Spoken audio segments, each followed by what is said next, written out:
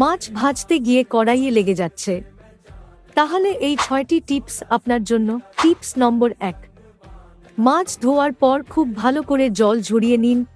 Tips নম্বর 2, হলুদ গুঁড়ো, নুন ও লঙ্কা গুঁড়ো মাখিয়ে কিছুক্ষণ রেখে দিন।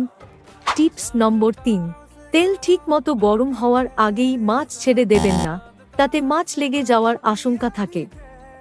টিপস নম্বর 4, মাছ কড়াইতে ছাড়ার সঙ্গে সঙ্গেই নাড়তে শুরু করবেন না, অন্তত মিনিট 5 একইভাবেই রেখে দিন।